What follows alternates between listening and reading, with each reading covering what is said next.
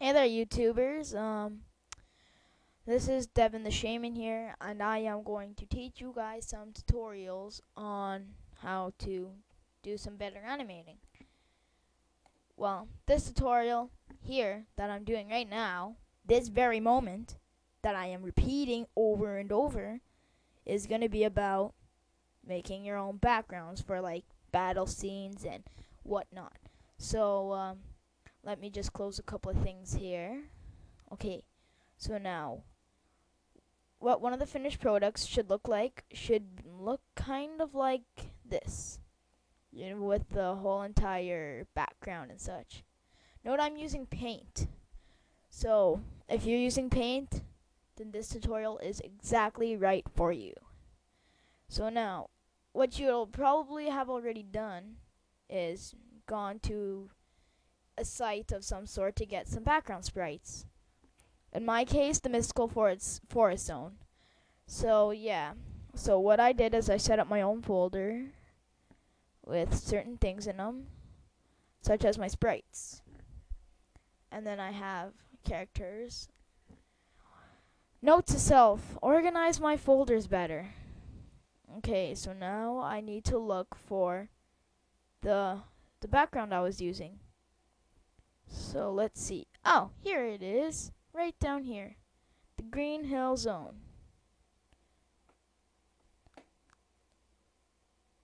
Oh yeah, thanks to the Mystical Forest Zone. So yeah.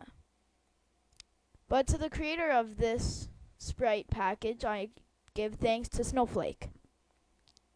Alright then, so what I did is you take the background first, so scroll down to the background, take the select tool, and now you want to find the appropriate proximity. Once you do that, you need to find the whole entire scale of your picture background thingy. Once you have done that, copy it, go to your other unchanged one. Now, what I did is I pasted it like this, and then I evened it out. So, take this, and then we go. You want to get it just right so you don't have any of those white edges hanging off. And now what I want to make it longer. So I find out the width and the height. I open up calculator. Once that's opened, I take the width. Okay, so it's 319. So I go 319 and I add it with itself, giving me a grand total of 638. So then you close it and you go to width and you type in 638. And then you have another background area. So I want you to paste the picture again and fit it right in there. Once you've done that, you're ready to move on to your next step, the floors and such. So what I did is I took this section right here, this little green hill or ground or whatever. It doesn't matter, because if you have your transparency selected onto white, you can just easily paste and then select the transparent icon, and now look right there, it's all transparent. No matter where you put it, it's going to be see-through. Well, the parts that are white. So what I did is I just pasted a bunch of these over and over and over.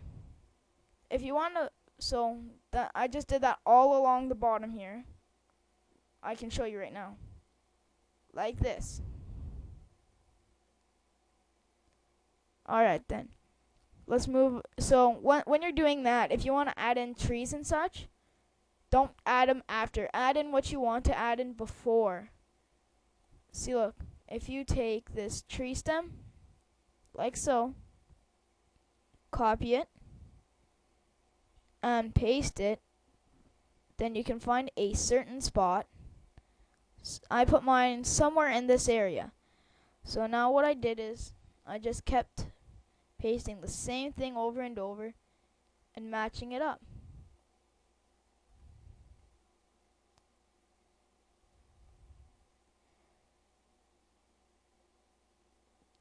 The recording thing I'm using is a little bit jumpy, so my stem might be just a tad crooked.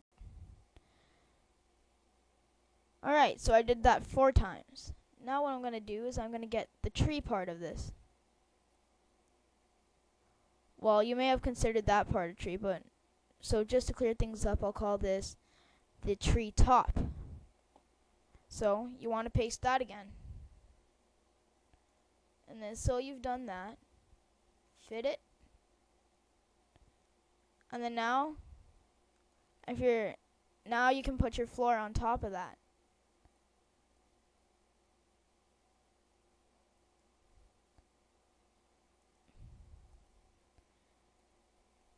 Like so.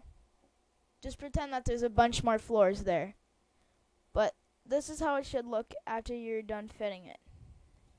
Look at that. See? It's not bulging out or straight across or edging out or nothing. It's right into the ground, as you can see. And making a background is that simple. Look out for my next tutorial. Animating certain things. Well, I don't know what my next tutorial will be, but I'm sure it'll be animating, so just look out for that. Oh yeah, when you're done with your background, I see, look, mine's done, right? So what I did is I saved it to a specific folder in my folder. So you might want to make your own folder to put your custom-made backgrounds in, so that and then before you start adding certain people to your picture, save a backup in case you screw up. Because therefore, you'll always have a backup, and then if you screw up, you can just redo a certain frame instead of having to do the whole thing over. So that rounds out my first tutorial up to an end, and goodbye.